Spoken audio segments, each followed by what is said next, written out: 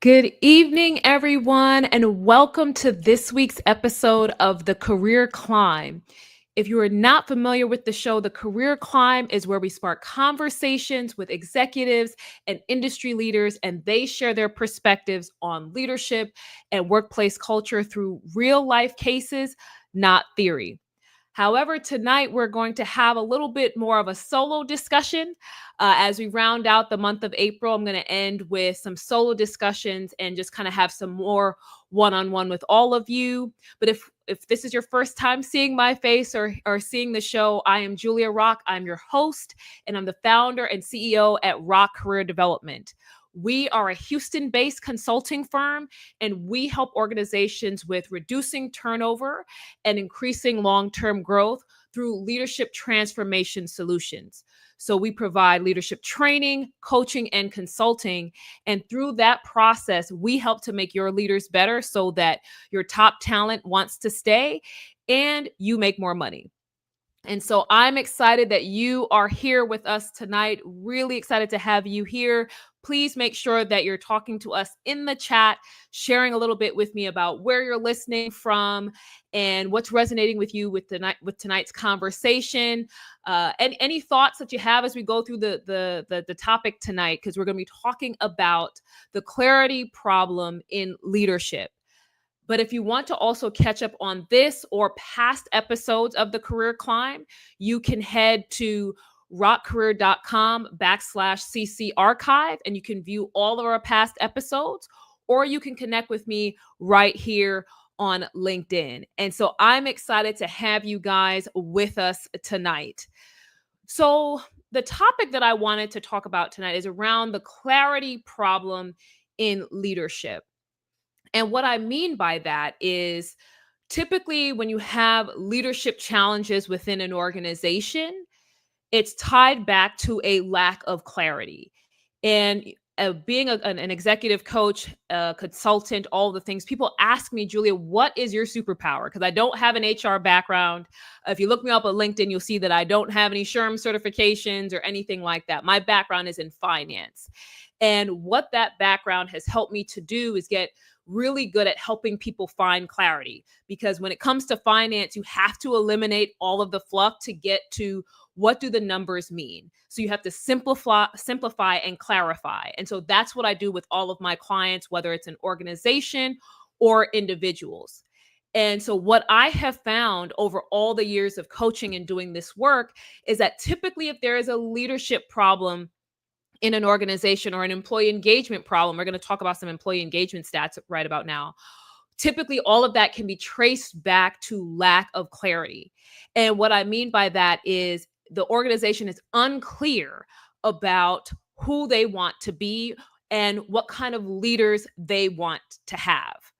And making, drawing a line in the sand is these are the standards that we are holding ourselves to. We're holding our leaders to. This is how we expect them to perform.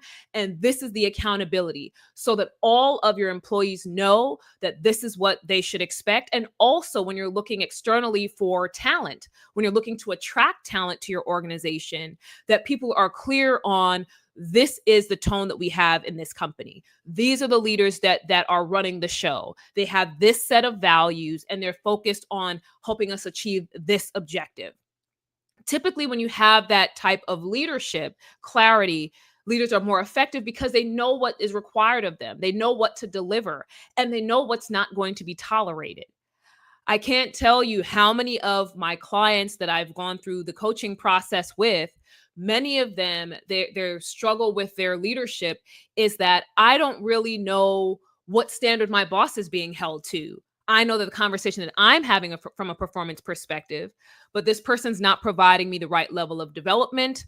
I'm not getting any one-on-ones. I'm not getting any good feedback. I'm not getting opportunities. The team seems to be lacking cohesion. So I'm not sure what's expected of my management because we're struggling.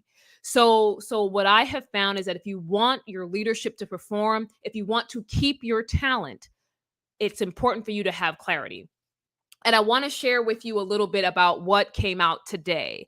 So I received the email from Gallup that their new State of the Workplace report is out for 2025, and it's looking at 2024 data. And some of the information is really staggering this time around. So I'm going to share. I want to make sure I'm looking down at my notes, so I want to make sure I don't misquote any of the statistics. So global employee engagement has declined for just the second time in over 12 years. So declined from 23% to just 21% in 2024. So think about your organization, and it's not just in the US, it's globally, that employee engagement has declined to just 21% in 2024. And what that translates to is $430 billion in cost to the global economy. So often when we're talking about leadership development and employee engagement, folks try to tie that to HR and the touchy-feely. It really doesn't have anything to do with the business. It has nothing to do with the bottom line. But that right there shows you that the lack of employee engagement and the decline in employee engagement is driving a $430 billion loss to or cost to the global economy. But here's the other piece that's interesting. Global manager engagement declined from 30% to 27%. So it's an even bigger drop amongst managers. And they said that young managers and female managers experienced the largest decline. And so you have to think about, if managers are feeling disengaged, if they are not feeling as if things are going well, they're detached from the work they do, the team, it's a ripple effect through the organization. And going back to the premise at hand, why are these managers disengaged? Why are these employees disengaged? And it's easy to say, well, there's a lot of workload and there's burnout and so forth. And, there's a conversation for that to be had, especially with the state of the economy, the political climate, all the things. But again, that ties back to, what is the North Star? What kind of organization do we need to be? What kind of manager do I need to be in this company in order to deliver the value? And for a lot of managers, if they're feeling disengaged, it's like, hey, well, we may not know what's happening in our organization. We may know, and we may not know what's expected of us. We don't know what's going to happen a year from now. We're being asked to do more with less, and we're hearing different messages. And so they're starting to pull back. And then that ripples throughout the organization as well. So the employees are looking to the disengaged managers, and they're feeling the same. So the question may be, well, what is it that we need to do in order to address this clarity problem with leadership in an organization as well as with employees? And one of the big things that will help here, because this is what I do with clients, individual and organizations, is really understanding and taking that step back to figure out, what are my values from an organizational standpoint? What are my values? What is important to us? What do we want to be known for? How do we want to show up?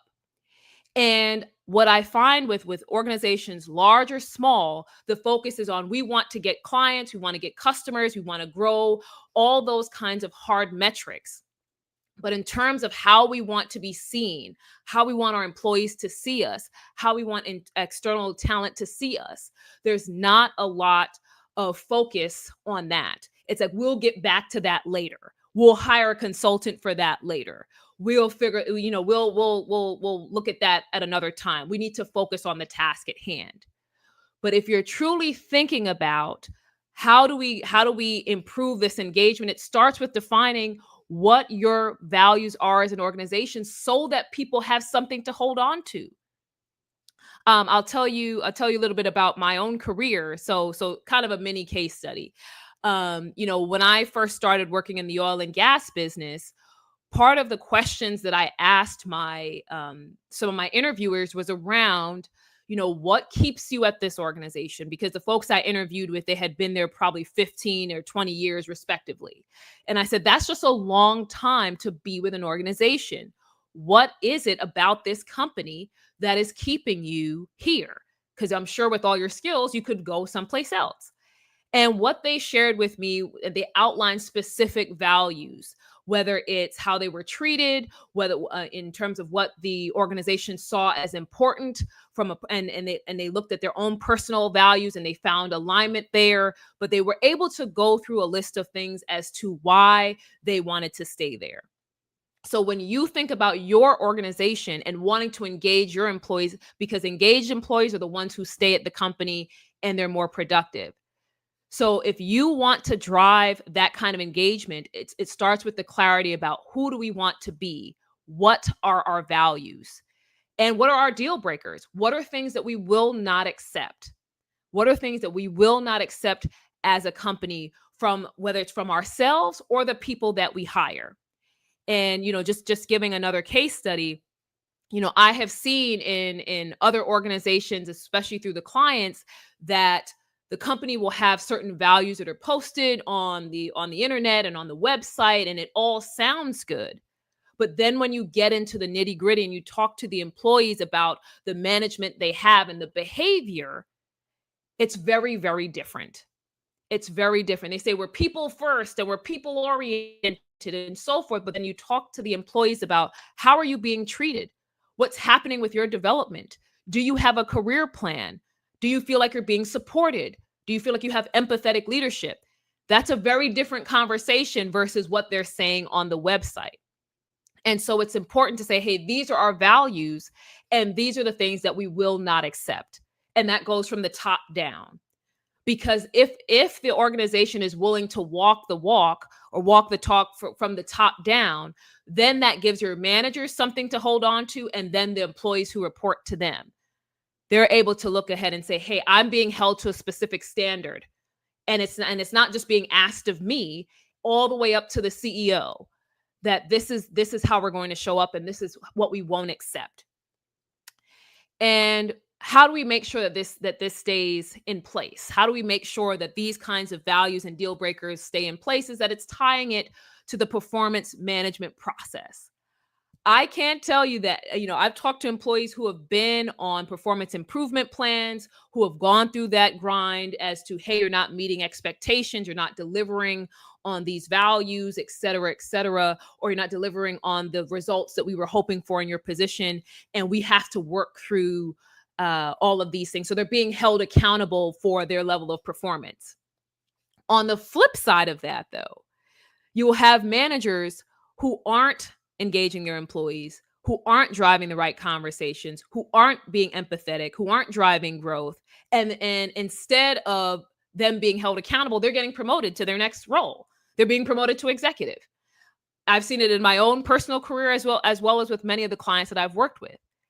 And so you have to ask yourself, as you're trying to drive this clarity, which will then ultimately drive engagement, how are you setting up the accountability and the performance management process to make sure that if people are not adhering to those values, if they're showing up with some of these deal breakers, that there is something that happens, that there is that somebody's head rolls, that there is a conversation, there's a performance improvement conversation. It can't just be that performance management and performance reviews and feedback only happens at the employee level and down. What's happening to all the layers of leadership in between? Who's driving the conversations to hold those folks accountable? Because when you're held accountable, that means you hold yourself to a standard because you know you can't slack off. And so I wanted to make sure that we talk about that as well, because it's not enough to just have this conversation about have your values and have your deal breakers and set expectations. But what happens if those expectations are not met? What happens when people do not deliver or do not show up and represent the values that you have outlined? So that's the very first thing, is like thinking about the organization and what values you have, and then what are the deal breakers. Once you have that outlined, what's really important is to say, what kind of people, what kind of qualities do we need to build to this vision, to make sure that we're having these values? What do we need to identify? What kind of people will help us get there? Too often what's happening is we are hiring just any and everybody, and then we're wondering why folks are burnt out or they're disengaged or there's a disconnection. It's like we weren't clear on the kind of people we need to get to our end goal and our objective and meet those values. And so now there's a misalignment and there's a disconnect between the employee population, manager population, and then the overall values of the organization. So it's important for you to think about as a company, okay, now that we know where we want to be or who we want to be and where we want to go, what kind of people do we need to get there? And so that goes into your hiring processes and your onboarding, making sure that you're looking for the right quality of people instead of just looking for bodies, right? Instead of just looking for bodies, are you looking at people that are a fit for your organization? And I know right now is a tough job market for many people, but it's really important that as you're looking to staff your organization for the future, that you're doing the right level of vetting and assessment. And it's not just about, can someone do the job? Especially when you're looking for manager talent or people that you can promote to manager over time. Yes, you want people to have subject matter knowledge for sure. But what's most important, especially as folks are going to move up the ladder, is that they have other skills. Are they empathetic? Can they listen? Do they have courage? Are they willing to make tough decisions? Can they build relationship? Can they build bridges? Are they able to collaborate? Are they innovative or forward thinking? Do they have a set of strategic decision making and strategic thinking skills? So they're not just thinking about today and the fires that they're going to put out. Are they able to think a few steps ahead? Or is it just that they're going to make widgets? And let me be clear, there's nothing wrong with folks who are going to make widgets. We need people in the organizations who are going to make the widgets, who are saying, hey, I don't want to be on the leadership track. But as you're doing that assessment, you need to be able to say, okay, so what kind of career can this person have? And where do they fit with our values? And where do we fit? And how do they fit in terms of the people we need to build these values and build the visions we see for ourselves? Too many people are getting promoted to manager who don't have the additional skills I just mentioned. They're phenomenal. They're phenomenal at being able to do the thing, to execute. They're phenomenal at doing that. And they've continued to kind of move up bit by bit because they've been able to execute on those things. But they don't have the listening skills. They don't have the coaching or mentoring skills. They don't have the courage. They don't have the strategic thinking or the strategic decision making. They don't have any of that. And then you wonder why the manager may be getting disengaged and disconnecting, but it may be that they're just not in a role that's a fit for them because maybe management is not where they need to be. Perhaps no one even asked them, hey, is this something that you want? That's the other thing when you think about getting people into your organization and building a succession plan or building a development plan for them or career plan. It's about making sure that you put people in positions that are aligned with their own personal career goals. Because if you have a career goal and job alignment, fit issue, then you're going to see people who struggle to perform, and you're going to see people who are dealing with who may find themselves burning out and becoming disengaged because this is not where I want to be. This doesn't feel good. This doesn't feel aligned for me. And then that trickles down into the rest of the organization. So far we've talked a little bit about first understanding what the values are and the deal breakers and really defining and getting clear on what kind of an organization do we want to be? What do we want to be known for? What is our vision? So getting clear on those things first, and then determining, what kind of people will support us in getting into that process. What kind of people do we need to have? What kind of skills do they need to have? What kind of personalities and so forth? Like making sure that what kind of values do they need to have? And then the question is, how do we make sure that we're providing that the development necessary for those individuals on an ongoing basis, right? Because when you bring people in who have the right values, that's great, but you also need to make sure that you're clear on what we can provide to take them along on this journey. There are a lot of folks who are disengaged because when they first joined the company, they had a lot of support, right? They had the onboarding and the new hire package and all the things. But then as they continued to go in their career, it was just figure it out.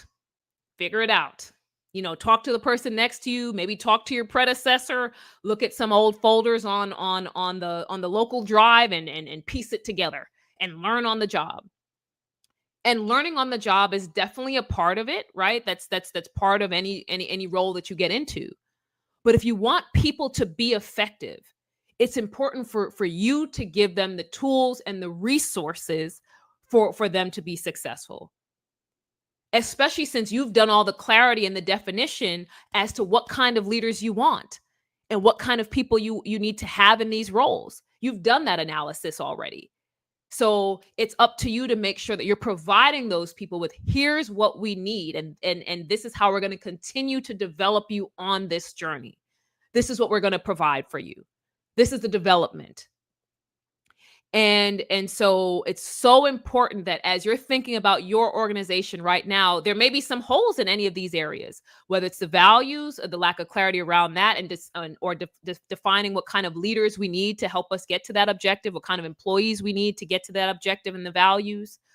We may not be developing the right resources or providing the right resources to these individuals and the ongoing support and training they need. Leadership is an ongoing effort. You don't arrive at leadership. It doesn't matter if you get to CEO or VP or whatever your fancy title is. It doesn't matter. Leadership is an ongoing, continuous process. And so wherever you are in your employment journey, it's critical for you to continue to get development, especially on the leadership or management track, because you're then responsible for people below you.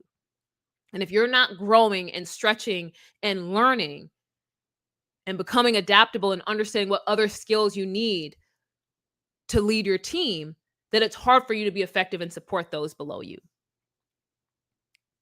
And so any questions in the chat, go ahead and drop those. Would love to hear from you guys. Not sure in your organizations what kind of clarity challenges that you have had. But those are three things that I have found, especially when I do the work with my clients, is like many of these things are not in place, or they need or they need some tweaking. And then the last thing I want to mention, because I'm not going to keep you guys here all night. I know that it's a Wednesday and you probably want to go have dinner or go out with friends. All of these things don't work if there's no clarity and communication. So you can come up with, you can hire a fancy consultant to help you define what your brand is and what your values are and what kind of organization you want to be. You can hire the consultant or whatever it is, or do the internal work to define what kind of leaders you need to drive forward, what kind of employees you need to drive forward. You can hire somebody to help you define what kind of training and ongoing development is required to achieve those things. All of that is fine. But if you do not effectively communicate any of this to your organization, it still falls flat. Many employees, they become disengaged because they don't understand and they don't have the clarity as to how their overall role fits into the organization. They feel like, I'm coming to work, I'm doing the thing, I'm making my widget, but does it matter? Who cares? What results from this? And so your ability to communicate through all levels of the leadership as to why employee roles matter, how it fits in, it then allows employees to feel like, I'm part of something bigger than myself. This is more than just a job. This is more than just a paycheck. I'm feeding the overall strategy and the vision. I'm aligned with their values. This makes sense to me. This feels aligned for me. That, I can kind of, dig my heels in or jump in with both feet. But if you are not communicating why these roles matter or why their work matters, then it's hard for employees to see themselves with you for the long term, because it's like, well, what I do, who cares? It doesn't go anywhere. It doesn't matter to anybody. It doesn't show up in any way for the company. I'm not adding any value. The second piece is around for your managers, thinking about how their work also fits in. It's not just about the individual employees, it's also about the managers, right? First and foremost, managers are employees too, right? So let's just say that as well. managers or employees too. So they have some of the same feelings as to why, as to, does my work matter? And where does my team fit into all of this? How does my team drive towards the overall goal? And if they're not clear on that, that's a space as to why they may also be disengaged, because they feel like, okay, I'm trying to push my team to do these things and we're not going anywhere. What I do doesn't matter. All these projects and things that my team are doing, it feels like busy work. It doesn't feel like we're achieving anything. The second piece where clarity is important is for managers to know what their future looks like. What does their future look like? Because it's one thing when you get your first supervisor role and they say, okay, well, you're going to go to manager, and then that's what's next. And then you have people who end up getting stuck in that middle management layer. And then it's like, oh, well, you're not ready for the promotion yet. Oh, we'll come back to that. Oh, we don't have enough senior leadership roles. And so that conversation keeps happening. And so your folks in that middle management space are feeling like, well, wait a minute. So does this mean that my career is not moving forward? So does this mean that I don't have any opportunities here? So again, the clarity around communication when it comes to what are the opportunities for your managers to feel like, hey, if I stay here and I commit and I drive my team towards results, not only do they benefit, but my development will also benefit. I will be able to achieve my career goals in this organization. I'll tell you a quick story. While I was in oil and gas, one of our employee surveys had come out, and one of the questions was, do you feel like you can achieve your career goals in this organization? That was one of the questions on the employee engagement survey. Do you feel like you can that you can achieve your career goals in this organization?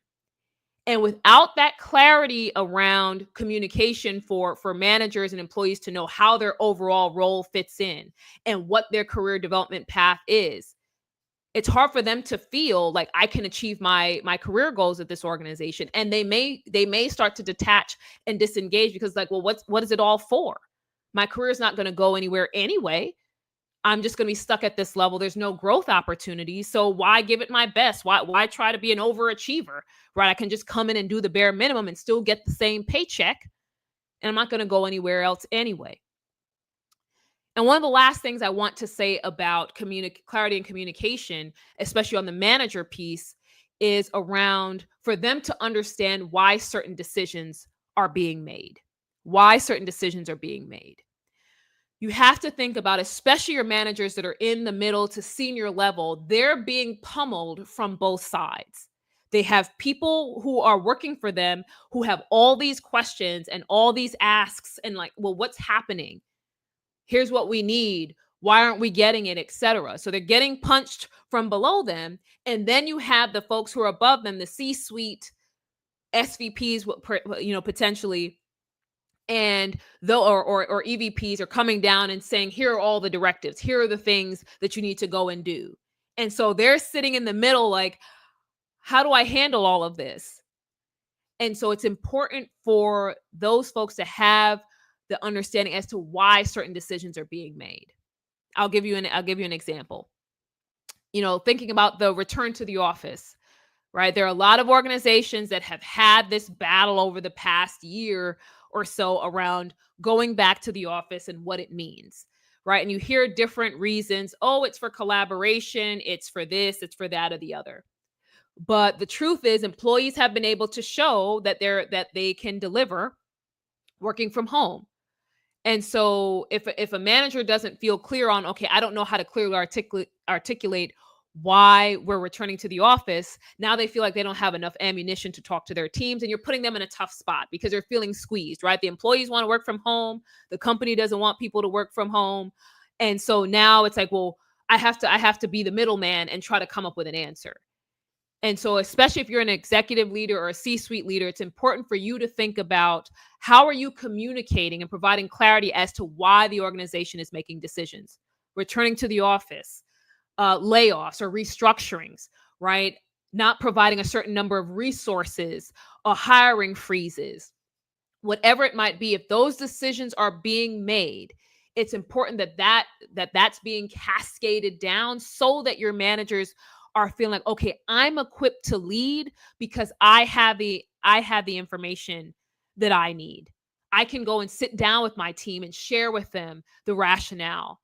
I can answer their questions and I don't feel kind of powerless or hamstrung because it's like, well, this is what corporate told me. I don't really know. This is the memo I got. You don't want your leaders showing up in conversations with their teams like that. You want them to walk in confident. You want them to walk in equipped and feeling empowered. When your employees feel empowered, when your managers feel empowered, they're more likely to be engaged and stay at the company. And so I am clear that there are plenty of layers to disengagement, burnout, so forth. But when you really distill it all down, much of these challenges can be tied back to a lack of clarity, whether it's about who the organization wants to be, what kind of leaders and employees they want to have to get to who they want to be, or a lack of clarity and communication as to expectations and the decisions that are being made, and also not providing the right level of resources for these individuals to be successful. So there's a lot of leadership buzzwords, there's a lot of different assessments and programs and culture and so forth, and all of those things are good. But as I've said before, leadership is not complicated, it's just hard. It's something that can be simple if you set these boundaries and you're very clear from the very beginning, and no one has ambiguity as to what the expectations are and what they're being held accountable to, from the C-suite down to the entry level employee who just joined yesterday. And so with that, I just wanted to share that, that I fully understand that this kind of clarity, it takes work. It takes time, especially if you're a long-standing organization and you've gone through different rounds of management and different rounds of restructuring, and you've gone through mergers. Sometimes a lot of this stuff gets lost in the process because you've tried to smash up different cultures, leadership styles, different value systems. All of that can be very difficult and complex to unwind. But getting back to basics and taking that step back will help you to get back on track, regardless of how many rounds of restructurings that you've done, or combination of cultures, or whatever it might be, or employee turnover. There's still an opportunity for you to find that clarity and define who you want to be. And again, it has nothing to do with just being warm and fuzzy. As we talked about, the drop in global employee engagement cost the global economy a whopping $430 billion, right? Or $438 billion. So this is not just about treating your people well, which should be your primary goal, but it's also about making sure that your bottom line stays intact, because you've got shareholders or you've got people to answer to if the company isn't profitable. So it's also good business. It's not just good HR or good warm and fuzzies. It's also about a good business. And so for the individuals who are listening, it's not just about what the company is expecting as well, or for them to do this work. It's important for you to do this work. And I'm going to say something a little controversial here, but that's okay. That's okay. If you do this personal work as to what kind of leader do I want to be? How am I showing up? What are my values? And you realize that your organization does not support that, or the values are misaligned, it may be that you may need to find another place, especially if you're beginning to feel that burnout or that disengagement or detachment from your work. This may be the time for you to do that reflection. And so I'm not telling you to quit your job tomorrow. So if your boss is listening, I'm not telling your employees to quit necessarily. But in all seriousness, it's about you taking the time to do that personal reflection to see, is this where I need to be when I think about who I want to be at work, how I want to show up, how I want to lead, how I want to be effective. When I think about my values and what's important to me and what success looks like to me, does this organization align with that or not? And if it doesn't, that may be why you're feeling a sense of unfulfillment. That may be why you're feeling a sense of distraction or detachment. That may be why that you begin to feel like, hey, I don't necessarily want to show up every day. I don't necessarily want to deal with the paperwork with my team. I don't necessarily want to deal with the conversations, the projects we're working on. You may think that you're just burnt out, but it may be a sense of misalignment. And so this is your opportunity as well to not just take this for the company, but also for yourself. Are you in the right place? Do you have clarity about the kind of leader that you want to be? Do you have clarity about your leadership values? And if you don't, now's the time to get that clarity. And so with that, I want to say thank you guys for joining tonight. I know I got started at 5 minutes, a little late, but my StreamYard was giving me some challenges. But we got here. We were together. But I want to say thank you for taking the time to listen. We'll be back next week with another solo episode. And I will share ahead of time that we will be taking a pause in the month of May. May is my birthday month. May is my birthday month. So I will be taking a pause in the month of May, but in June, we'll be back with a slate of guests, as well as some solo episodes. But next week will be our last career climb for the next few weeks. As I said, the month of May, I'm going to be enjoying my entire birthday month. And but if you have questions, or if there's something that we didn't get to, if you have or want to think through this clarity piece and how it ties to engagement a little bit more, feel free to drop a comment here. Feel free to DM me directly on LinkedIn so that I can support you and answer any questions that you have. Because this is a work that as you can see, I'm clearly passionate about this work, and so I want to support you if you have questions. And one of the things that I will say is, I had a TEDx that came out last year. So this is a shameless plug for my TEDx. So if you go to rockcareer.com/TEDx, you'll see my TEDx that was there when it talked about the hidden factors that are driving employee burnout and disengagement. And so that's, even though the stats are not quite up to date anymore, given it came out last year, I would love to share that with you, because it also highlights other reasons why your employees may be disengaged, why your managers are disengaged. So like I said, shameless plug for my TEDx. So rockcareer.com/TEDx. And thank you so much to my friend in the chat. I appreciate that. I definitely will be enjoying my birthday month. But thank you all so much for watching and being part of tonight's episode. We will be back next week. Same time, same place. Please go ahead and make sure that you're taking care of yourself this week. And I'll see you next Wednesday.